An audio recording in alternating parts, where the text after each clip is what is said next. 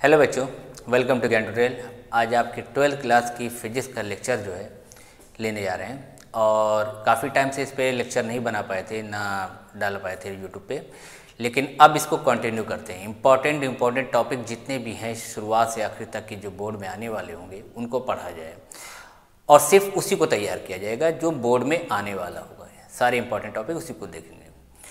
तो आज जो शुरू करते हैं फिजिक्स के लेक्चर में वो हम ऑप्टिक्स टॉपिक से शुरू करते हैं कि ऑप्टिक्स में क्या क्या इंपॉर्टेंट उसको बता देते हैं पहले, और फिर उसी टॉपिक को हम लोग पढ़ेंगे जो पेपर में आ रहा है। तो ऑप्टिक्स, अब ऑप्टिक्स की बात की जाए,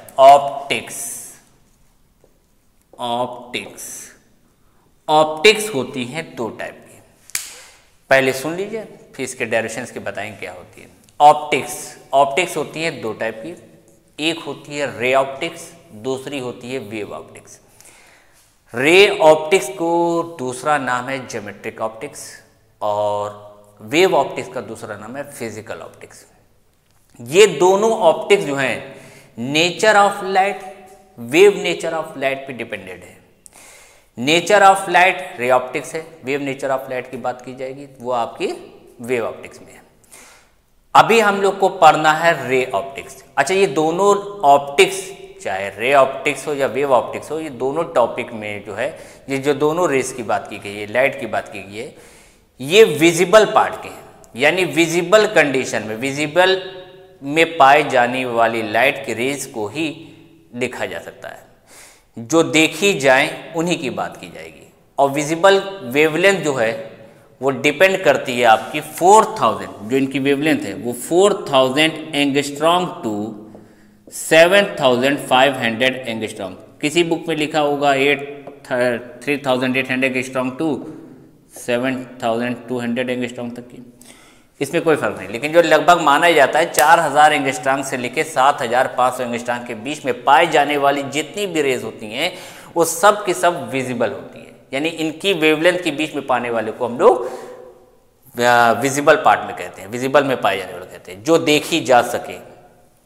अब रे ऑप्टिक्स में इंपॉर्टेंट टॉपिक क्या है जो पढ़ना है हम लोग को? रे ऑप्टिक्स में हम लोग को पढ़ना है रिफ्रैक्शन के बारे में। पहले टॉपिक थे आपके रिफ्लेक्शन और रिफ्रैक्शन दोनों। रिफ्लेक्शन टॉपिक आपके कोर्स से अभी रोक दिया गया, हटा दिया गया, 30% रिड्यूस जो हुए उसमें चला गया। वो बचा कौन रह गया? रिफ्रैक्शन बचा रह गया है। क्या फर्क है रिफ्लेक्शन और रिफ्रैक्शन में? रिफ्लेक्शन जो होता है यानी कोई लाइट किसी मीडियम में आए उसी मीडियम में वापस चली जाए, यानी कोई चीज रखी हुई है, कोई यहाँ पे मिरर रखा हुआ है, इस पे आके लाइट आई, टकराने के बाद फिर वो वापस चली गई, ये हमारा रिफ्लेक्ट पार्ट कहलाता है। ये हमारा रिफ्लेक्शन है, ये टॉपिक हट गया है, यानी मिरर के अकॉर्डिंग कोई भी कंडीशन होगी उसको हमें नहीं पढ़ना है, वो हमें नहीं देखना है। अब देखना कौन सा है हमें रिफ्लेक्शन देखना है, रिफ्रैक्शन देखना है। रिफ्रैक्शन क्या होता है? रिफ्रैक्शन कोई भी लाइट रेज आए एक मीडियम से दूसरे मीडियम में जाए, यानी किसी ग्लास में, यानी ग्लास में कहा जाता है, प्रिज्म में कहा जाएगा, जिसमें किसी में से आए टकराने के बाद पहले मीडियम से दूसरे मीडियम में जाए। अब उस पर जाने के बाद उसके एंगल पे क्या इफेक्ट पड़ेगा, उसकी वेलोसिटी पे क्या इफेक्ट पड़ेगा, उसकी वेवलेंथ पे क्या इफेक्ट पड़ेगा, ये तो डायरेक्शन से पता चलेगा। लेकिन किसी एक मीडियम से दूसरे मीडियम में जाने को ही हम लोग कह देते हैं कि ये रिफ्रैक्ट कर रही है। तो ये रिफ्लेक्शन और रिफ्रैक्शन की कंडीशन है। तो जितने भी रिफ्रैक्शन वाले पार्ट हैं वो पढ़ना है।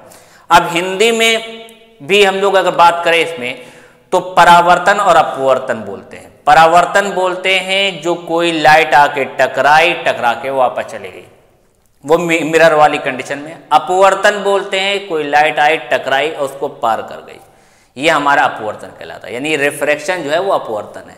तो हमें जो मेन टॉपिक पढ़ना है वो रिफ्रैक्शन पढ़ना है, रिफ्रैक्शन यानी कि अपवर्तन। अब इसमें क्या पढ़ना है? इसमें इंपॉर्टेंट है law of refraction of light. ये रेज में कंडीशन चल रही है law of reflection of light, जिसको हिंदी में बोलते हैं अपवर्तन के नियम।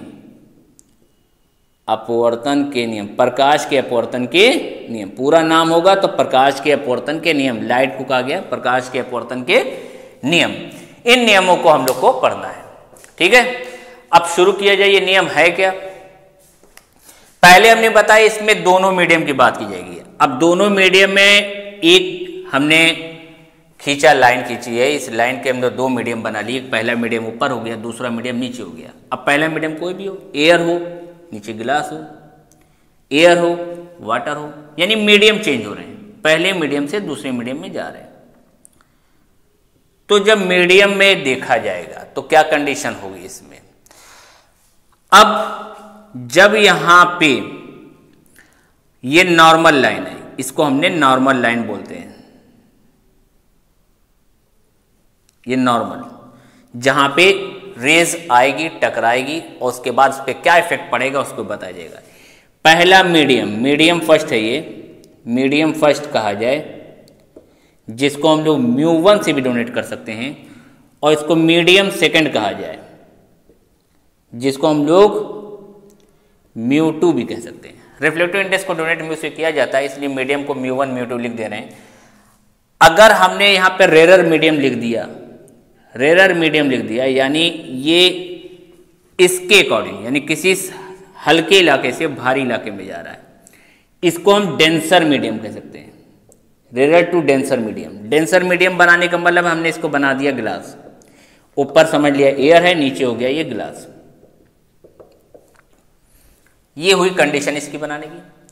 अब रेरर टू डेंसर, जब लाइट लॉ है, अपवर्तन के नियम यानी कि लॉ ऑफ रिफ्रैक्शन के कितने नियम थे, तो इसके दो नियम थे, दो नियम की बात की गई है, उसी की पूरी कंडीशन ये बन रही है। पहला नियम क्या है वो सुनिए, हम बता देते हैं, आप लोग किताब में पढ़ लीजिएगा, इसकी डेफिनेशन भी लिखी हुई है कि दोनों नियम लिखे गए हैं और दोनों नियम ही इंपॉर्टेंट है, लिखने रहते हैं, और उसके साथ इसकी फिर कंडीशन की जाएगी। पहले नियम, पहला नियम ये बताया गया है, इस लाइन को, जो लाइट आ रही है, सनलाइट आ रही है, ये लाइट आई, आने वाली लाइट को हम लोग इंग्लिश में इंसिडेंट रेज कहते हैं, इंसिडेंट रेज, हिंदी में आपतित किरण, हिंदी में आपतित किरण बोला जाता है, इंग्लिश में इंसिडेंट रेज। इंसिडेंट रेज आई और इस नॉर्मल लाइन के ऊपर आके गिरी, तो ये नॉर्मल लाइन और इंसिडेंट रेज के बीच जो एंगल बनता है उसको हम लोग इंसिडेंट एंगल बोलते हैं, ठीक है, इंक्लाइंड एंगल भी बोला जाएगा। अब ये आई टकराई, टकराने के बाद ये थोड़ा सा रिफ्रैक्ट हो गई, थोड़ा सा नॉर्मल लाइन की ओर झुक गई, यानी जब रेरर टू डेंसर जाएंगे तो डेंसर का एंगल नॉर्मल या रेरर के एंगल के अकॉर्डिंग छोटा होता है। अगर ये 30 डिग्री है तो ये 30 से कम होगा। अगर रेरर टू डेंसर जा रहे हैं तो अगर जो रेरर का एंगल होगा वो हमेशा बड़ा होगा डेंसर के अकॉर्डिंग, क्योंकि डेंसर वाली जो लाइट होती है, रेज होती है, वो नॉर्मल की ओर झुकती है, आती है। तो इस लाइट को, जो इस रेज में जब इसको पार करके आई है, इसको हम लोग कहते हैं रिफ्रैक्टेड रेज। हिंदी में ये आपतित किरण, ये अपवर्तित किरण, इसको आपतित किरण कहते हैं, इसको अपवर्तित किरण कहते हैं। नॉर्मल लाइन और रिफ्रैक्टेड रेज के बीच में जो एंगल बनता है वो हमारा एंगल कहलाता है रिफ्रैक्टेड एंगल, जिसको अपवर्तन कोण नाम से भी जाना जाता है हिंदी में, ठीक है। ये इनके फिगर बने। अब इनके दो लॉ जो है वो कैसे बन लिखे गए हैं वो अभी हम आपको बताते हैं। फिगर बना लिया अब इसके,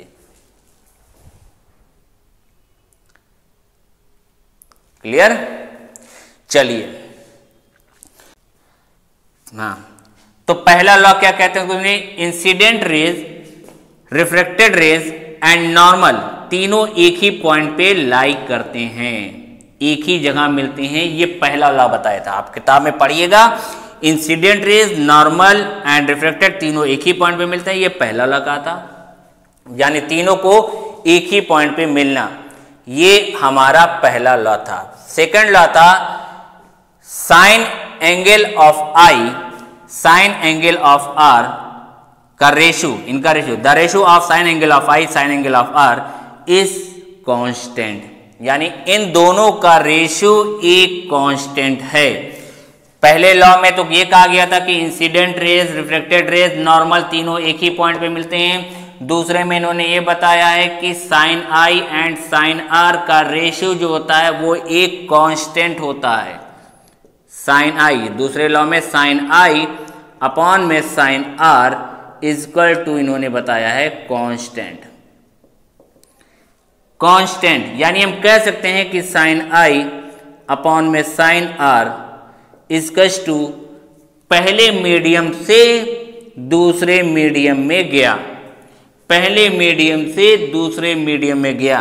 तो इसके लिखने का ढंग ही यही होता है। कांस्टेंट लिखा है यहां पे,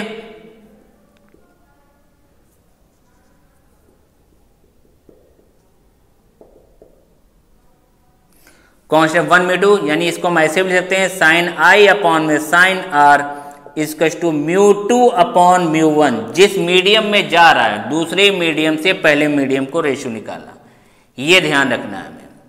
ये हमारा कांस्टेंट वैल्यू का तरीका निकला, यानी कि हमारे जो दो लॉ दिए गए थे उन दोनों लॉ के बारे में बताया गया है कि इंसिडेंट रेज, रिफ्लेक्टेड रेज और नॉर्मल तीनों एक ही पॉइंट पे पाए जाते हैं। पहला नियम बताया गया था।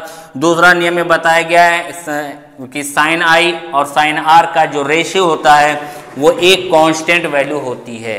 हिंदी में बताया गया है कि आपतित किरण, अपवर्तित किरण और अभिलंब रेखा तीनों एक ही बिंदु पर प्राप्त होते हैं, एक ही बिंदु पर मिलते हैं, पहला नियम। दूसरा नियम में भी यही बताया गया कि साइन आई और साइन आर का अनुपात एक नियतांक होता है। ये आप दोनों को नियम को पढ़ लीजिएगा कायदे से, इसी पे डिपेंडेड है, ठीक है। अच्छा, अब चलिए सुनिए कहानी, इसको मिटा दें। इसके ऊपर हम करीबन जो है पहले रिफ्लेक्टेड पे ही, चाहे वो लेटरल डिस्प्लेसमेंट हुआ या काफ़ी टॉपिक हैं, 2-3 लेक्चर तो पढ़ेंगे, 3 लेक्चर से कम ना पढ़ेंगे। अभी तो थोड़ा बहुत इंट्रोड्यूस करा रहे हैं, फिर नेक्स्ट लेक्चर में इसमें सारी डेरिवेशन कराई जाएंगी, इसके न्यूमेरिकल्स भी किए जाएंगे। अच्छा भाई, अब हमने पहले ये बना लिया, फिर से हमने देखिए बनाए यहाँ पे किनारे, यहाँ नॉर्मल लाइन बनाई, यहाँ से लाइट को लाए और टकरा के इधर भेज दिया, यानी इंसिडेंट एंगल, रिफ्लेक्टेड एंगल बन गया। ये आपका रेस जा रही है और ये नॉर्मल लाइन है। ये ग्लास बनाया, मीडियम आपके बने हुए हैं रेयर टू डेंसर, ये μ1 टू μ2 है। तो अगर पहले मीडियम फर्स्ट टू सेकंड जाएंगे, प्रूविंग कर रहे हैं थोड़ा सा ये फॉर्मूले की, मीडियम फर्स्ट टू सेकंड जाए, मीडियम अगर लाइट को कहा जाए कि medium first to medium second transfer की जा रही है, भेजी जा रही है, पहले मीडियम से दूसरे मीडियम में अगर लाइट जाएगी तब क्या होगा। दूसरे नियम को स्नेल्स लॉ नाम से जाना जाता है। स्नेल्स लॉ कहते हैं अकॉर्डिंग टू स्नेल्स लॉ,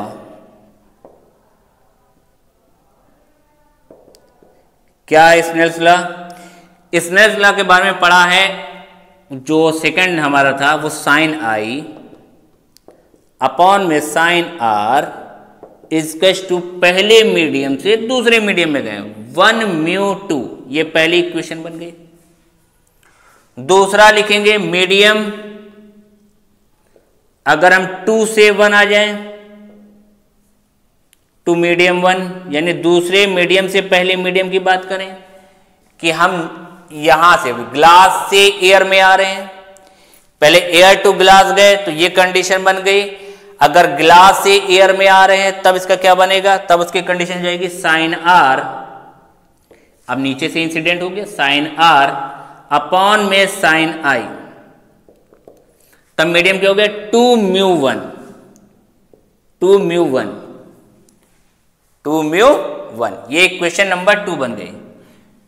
दोनों इक्वेशन को आपस में मल्टीप्लाई किया जाए, दोनों का मल्टीप्लाई किया जाए, पूरा आ गया ये।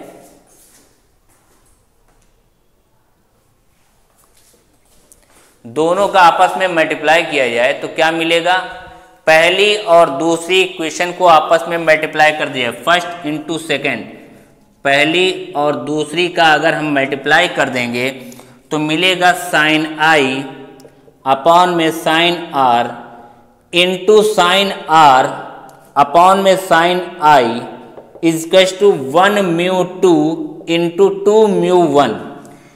आई साइन आई से कट गया, साइन आर से साइन आर कट गया। क्लियर?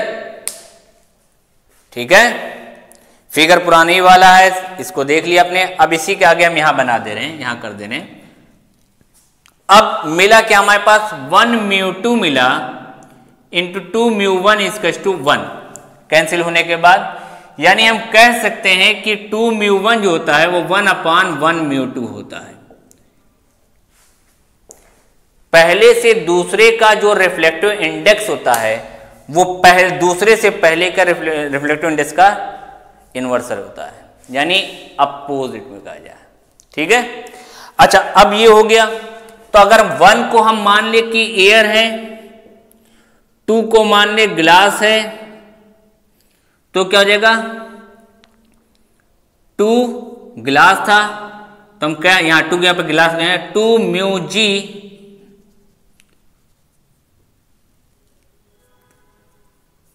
जी म्यू ए इजकस to 1 upon a mu g. ये हमारा फॉर्मूला हो गया। यानी ग्लास टू एयर जो होता है वो 1 अपॉन एयर टू ग्लास हो जाएगा।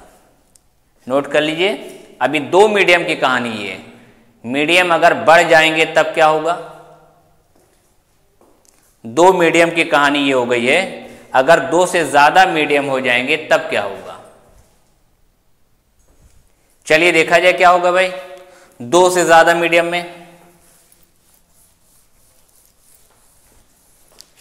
पॉज करके नोट कर लीजिएगा आप लोग। 2 से ज्यादा मीडियम मतलब क्या हुआ कि आपका एयर भी हो, लिक्विड भी हो, ग्लास भी हो, तब इसके ऊपर क्या इफेक्ट पड़ेंगे उनको किया जाए। 3 मीडियम बनाए जाए और तीनों कंडीशन को किया जाए। ठीक है, 3 मीडियम को बना के तीनों की कंडीशन को निकाला जाए। चलिए बनाते हैं। पहले हमने बनाया यहां पे ऊपर तो आपका एयर हो गया, ये मान लिया ये एयर है, मीडियम फर्स्ट है। दूसरा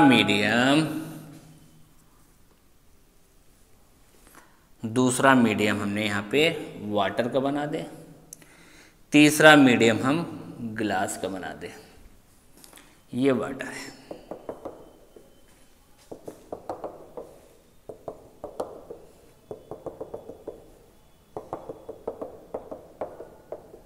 ये हमने वाटर बना दिया, एयर था ये वाटर बन गया, मीडियम 2 बन गया। थर्ड मीडियम हमने बना दिया ग्लास। म्यू 1 म्यू 2 म्यू 3 भी कह सकते हैं, इसको म्यू 1 कह देंगे यहाँ पे म्यू 2 हो गया, ये म्यू 3 हो गया, ऐसे भी लिख सकते हैं।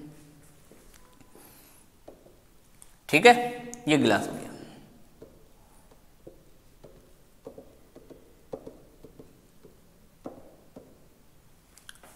क्लियर? ये हमने तीनों मीडियम को बना दिया, वाटर ग्लास कंडीशन बनाते हुए निकाल लिया। अब शुरू किया जाए, इसमें देखा जाए क्या है। पहले एक काम ये करते हैं, एक नॉर्मल लाइन यहां खींचे और यहां से लाइट को भेजें।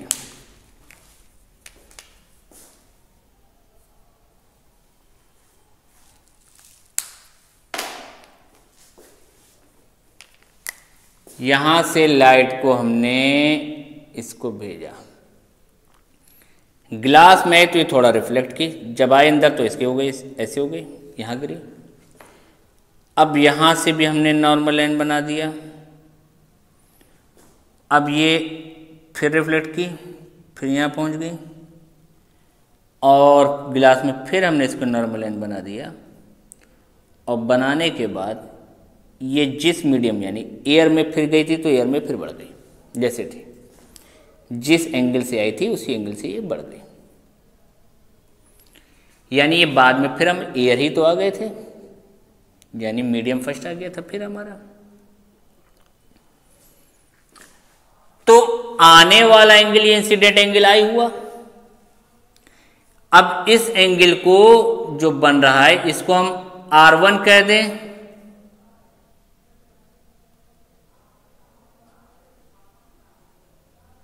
इस एंगल को हम लोग जो है जहां पे अंदर बना हुआ है रिफ्लेक्टेड एंगल पहली रेस के द्वारा बना जो है ये हमारा R1 हो गया।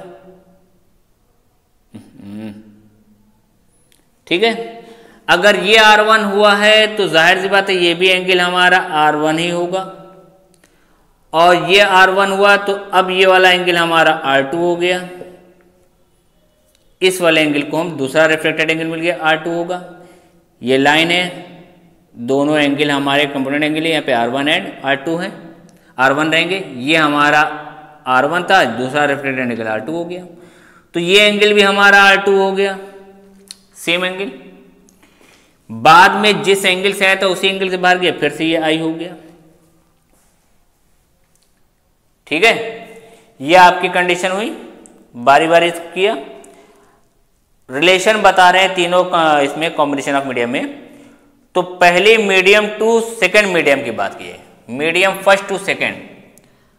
अब अगर मीडियम फर्स्ट टू सेकंड की बात की जा रही है, medium first to medium second की बात की जा रही है, तो क्या हो जाएगा,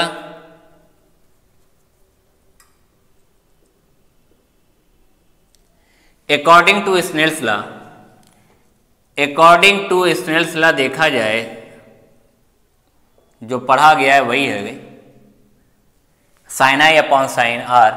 तो पहले मीडियम से दूसरे मीडियम में आना, तो लिखाएगा साइन आई अपॉन में साइन R1, इसका angle R1 reflected angle R1 पहले मीडियम से दूसरे मीडियम में आने वाले को कहते हैं 1μ2, 1μ2। ये पहली इक्वेशन बन गई। फिर मीडियम बदल दें, अब दूसरे मीडियम से अब तीसरे मीडियम में आ जाए, यानी वाटर से गिलास में आए, मीडियम 2 टू मीडियम 3, तो ये आ जाएगा साइन R1, इसका इंसिडेंट एंगल साइन R1 है, साइन R1 अपॉन में, और इसका रिफ्लेक्टेड एंगल नीचे साइन R2 है, साइन R1 अपॉन में साइन R2, और ये लिखा जाएगा 2 से 3 में जा रहे हैं, 2μ3। फिर मीडियम की बात करें, मीडियम 3 टू मीडियम फर्स्ट, अब तीसरे से फिर पहले में जा रहे हैं, तो अब यहां इसका इंसिडेंट एंगल R2 है, तो साइन R2 अपॉन में साइन I इजकस टू 3μ1, तीसरे से पहले में आना। ये पहली इक्वेशन थी, ये दूसरी इक्वेशन आ गई थी, ये तीसरी इक्वेशन आ गई। नोट कीजिए, पहली दूसरी तीसरी तीनों हो गई। इन तीनों के होने के बाद जब तीनों इक्वेशन हो गई तो अब तीनों को क्या कहें, multiplying the above 3 equation, multiplying the above 3 equation, तीनों इक्वेशन का आपस में मल्टीप्लाई कर दो। मल्टीप्लाई कर दिया जाए तो पहली इक्वेशन हमारी थी साइन I अपॉन में साइन R1, दूसरी थी साइन R1 अपॉन में साइन R2, फिर तीसरी थी साइन R2 अपॉन में साइन I, यहां मिला मैं 1μ2 इंटू 2μ3 इंटू 3μ1, साइन R1 से साइन R1, साइन R2 से साइन R2, साइन I से साइन I कट गया। ठीक है, आ रहा है। अब जब ये आ गया तो इसकी कंडीशन क्या आ गई, 1μ2 इंटू 2μ3 इंटू 3μ1, तीनों का मल्टीपल 3μ1 इजकस टू 1, ये इसकी वैल्यू आई। क्लियर, 3μ1 इजकस टू 1। ये तीनों आने के बाद जब तीनों आ गई है तो इसको देख लिए, नोट कर लिए, पॉज करके नोट कर लीजिएगा। हमारी जो तीनों कंडीशन आई इसको अब हम यहां पे सही से लिख दें। हमारा आया था 1μ2 2 mu 3 into 3 mu 1 is to 1। 1 को हम एयर मान लें, एयर। 2 हमारे पास क्या था, वाटर था। 3 हमारे पास ग्लास थी। यानी एयर का ए लिख देंगे, वाटर का डब्ल्यू लिख देना, या इसका जी लिख देना। तो पहली कंडीशन में लिखा है 1 म्यू 2, तो यानी A mu W, W mu G and ji mu A is to 1। Clear? G mu is to 1। अच्छा, आने के बाद फिर इसमें क्या किया गया, इसका डब्ल्यू म्यू जी को यही रहने दो, 1 अपॉन में ए म्यू जी, और उसको अपॉन में भेज दो, a mu g, a mu डब्ल्यू एंड जी म्यू ए को अपॉन भेज दो। इसकी कंडीशन पढ़ी थी अभी लिखा गया था कि ग्लास टू एयर या एयर टू ग्लास में बदलना है तो अपॉन में लिख देते हैं। ए म्यू डब्ल्यू था तो ये 1 अपॉन ए म्यू जी हो गया, और यहाँ पे डब्ल्यू म्यू जी है, तो डब्ल्यू म्यू जी का एक फॉर्मूला आ गया, ए म्यू जी अपॉन में ए म्यू डब्ल्यू। ये इसका रिफ्लेक्टिव इंडेक्स का फॉर्मूला बन गया। क्लियर? इतनी बात समझ में आई? यानी रखने के बाद ये तीनों मीडियम से कंडीशन बन के हमारे पास आ गई। छोटा सा पार्ट है, इजी है, कोई टफ नहीं है। अगर तीनों मीडियम में निकालना है तो इसका फॉर्मूला प्रूव होके ये आ गया। ठीक, चलिए। अच्छा, रिफ्लेक्टिव इंडेक्स की डिफिनीशन क्या है? अगर डिफिनीशन पूछे तो कहोगे the ratio of speed of light in vacuum, the ratio of speed of light in vacuum and speed of light in medium. यानी म्यू इक्वल टू हम डिफिनीशन कह सकते हैं C अपॉन V। ये डिफिनीशन होती है वैक्यूम की speed, vacuum में स्पीड और किसी मीडियम में स्पीड का जो रेशियो होता है वही हमारा रिफ्लेक्टिव इंडेक्स कहलाता है। The ratio of light in vacuum and speed of light in medium is called reflective index. यानी इन दोनों के रेशियो को ही हम लोग कहते हैं क्या, रिफ्लेक्टिव इंडेक्स, म्यू से डिनोट करते हैं। और हमेशा एयर का रिफ्लेक्टिव इंडेक्स या वैल्यू जो होगी वो हमेशा आपकी मीडियम से बड़ी होगी। इसके ऊपर काफ़ी कहानी है, काफ़ी लेक्चर है, वो आपको बारी बारी जैसे टॉपिक है बताते जाएंगे। फिलहाल इतना काफ़ी है, इसकी प्रैक्टिस कीजिए। नेक्स्ट लेक्चर में इसके लेटरल डिस्प्लेसमेंट की कहानी बताए जाएंगे और काफ़ी कुछ है वो टॉपिक किया जाएगा, फिर उसको न्यूमेरिकल्स करेंगे, फिर ये टॉपिक कंप्लीट होगा। Okay, thank you.